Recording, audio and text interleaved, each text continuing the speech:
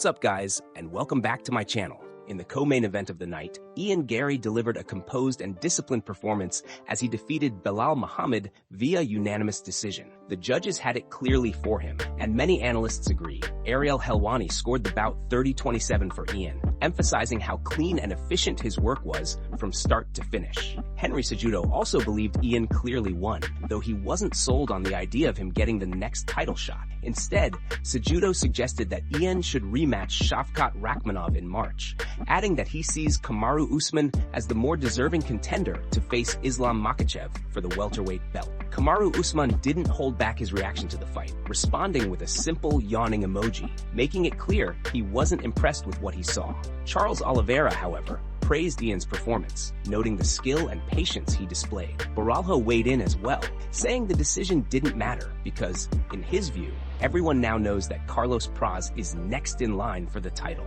Tim Welch expressed strong confidence in Ian, saying he believes the young contender is a future world champion. John Anik offered a more merit-based perspective, stating that if the sport strictly followed meritocracy, then based on everything Ian Machado Garry has done, he absolutely should be next for a shot at the new welterweight champ, Islam Makhachev. According to Anik, Ian has consistently handled business and earned the right to make his case. After the decision was read, Ian grabbed the mic and delivered a fiery call-out. He reminded everyone that Belal couldn't take him down, and he pointed out that Islam had come to his camp and couldn't do it either. He challenged Islam directly, telling him to try it himself, bring the belt, bring the record, and meet him anywhere in the world. He declared that he is the best in the world, and that Islam has a duty to defend the belt against the best welterweight on the planet. Ian insisted that nothing will stop him from achieving his dreams, saying he will take Islam's throne and end the streak that has defined Islam's dominance. His message was clear, confident, and unwavering. He closed by telling Islam to sign the contract because he will see him soon.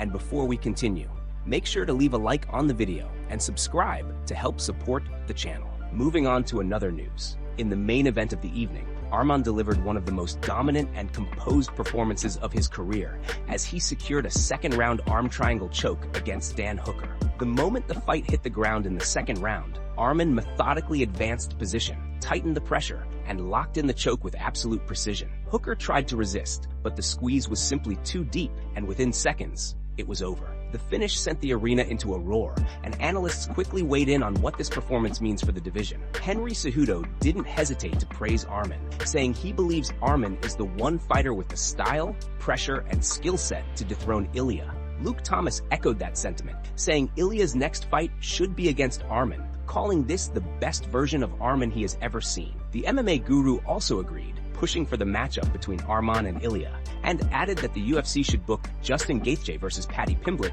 to keep the lightweight division moving. During the fight, Tim Welch reacted live, breaking down the submission as it unfolded. He said Arman was going head and arm, calling it one of his best moves. As the choke tightened, Welch repeated that it was deep, saying, "That's GG's." And moments later, the tap confirmed exactly that. He even pointed out how bad it looked for Hooker, reacting to the angle of Hooker's head and the pressure of the squeeze. Welch summed it up simply by calling Arman a beast, adding even more intensity to the moment. Khamzat was in Arman's corner for the fight, hyping him up and bringing extra energy. After the victory, Arman lifted Khamzat off the ground and walked around the cage with him, celebrating in a way that fans absolutely loved. The crowd was fully behind the moment, and it showed how tight their bond has become. After the fight, Arman addressed the fans and the division. He said Dan Hooker was the only guy willing to step in and fight him, emphasizing that everyone else has been running away. He called out anyone watching, saying he's ready for whoever wants to step in the cage.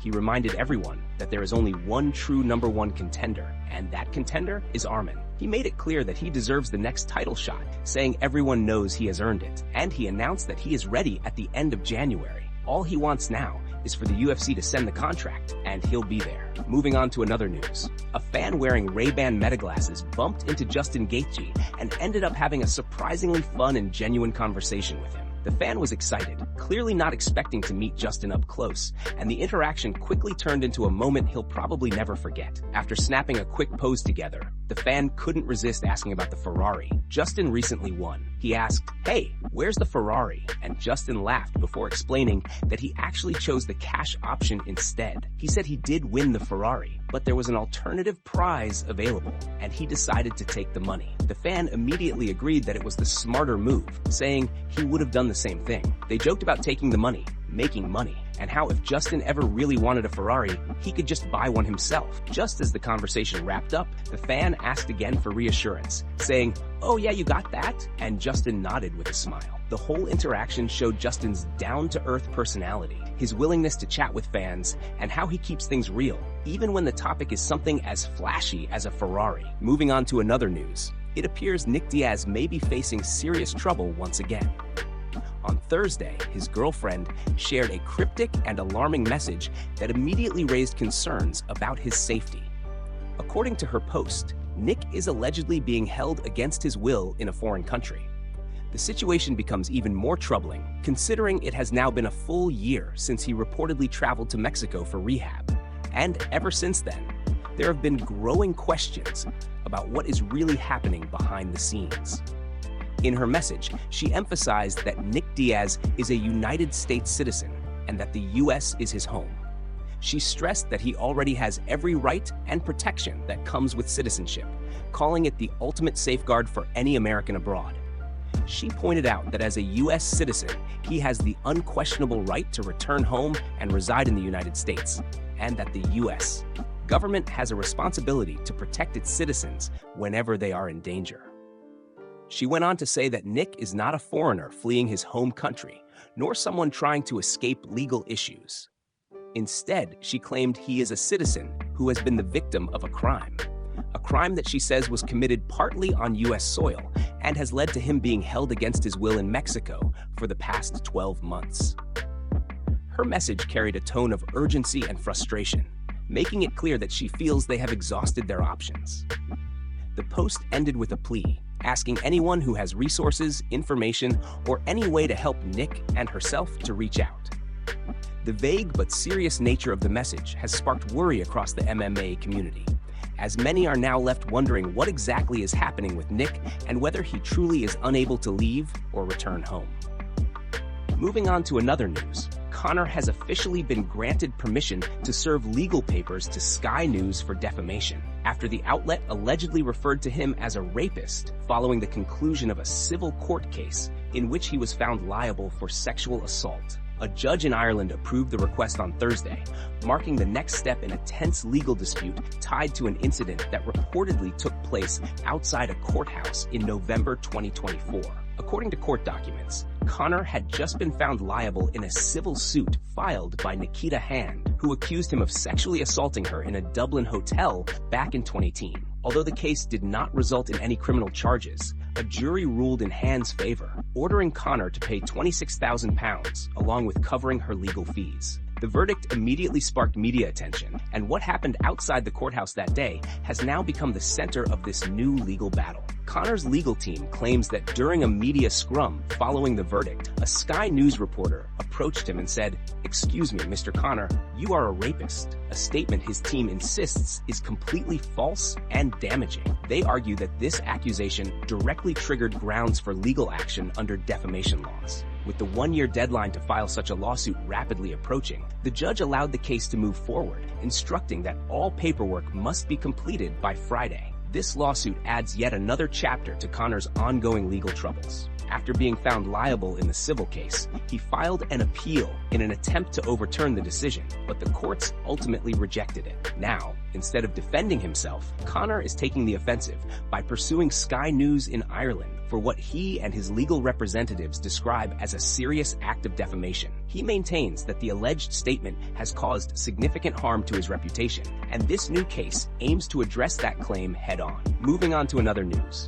Plessis shared his thoughts on the recent fight between Islam Makhachev and JDM, saying the matchup reminded him a lot of his own bout with Khamzat. Speaking on a new episode of Fight Forecast, Plessis broke down the action, explaining why the fight played out the way it did and what he felt JDM could have done differently to shift the momentum. He said they had called it the week before and that he knew it would be a tough fight because Islam always finds answers for whatever is thrown at him. Du Plessis pointed out that when you look closely at the fight, it mirrors the kind of challenges he faced against Khamzat.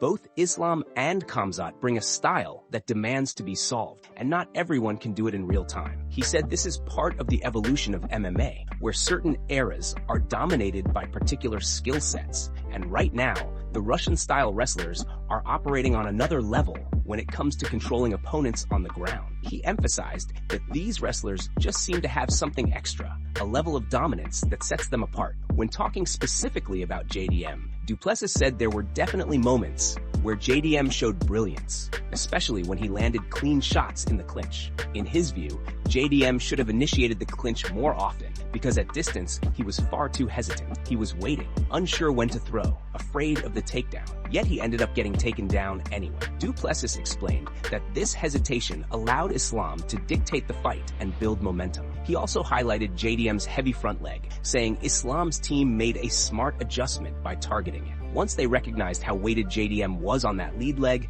they attacked it relentlessly, which paid off throughout the fight. Du Plessis said it was a brilliant strategic move, one that slowly took away JDM's base and his ability to plant, fire, and defend. In the end, Du Plessis praised Islam for a dominant performance, saying it was clear, calculated, and exactly what they expected. He called it a great showing from the champion, a complete display of control and execution, and wrapped up by reminding viewers that they had predicted this outcome well in advance. Moving on to another news, things got tense backstage when Khamzat ran into Ian Garry, and the two immediately got heated. The moment they crossed paths, Khamzat stepped toward Ian with intensity, and after a brief exchange, he ended up shoving him. The energy in the hallway shifted fast as people around them tried to step in before things escalated. Khamzat told Ian, good job tonight," but the tone made it clear this wasn't friendly. Ian responded, saying he was always ready to go, standing his ground without backing away. Someone nearby added that Khamzat wasn't going to fight him, calling Ian a dog, but the tension only grew.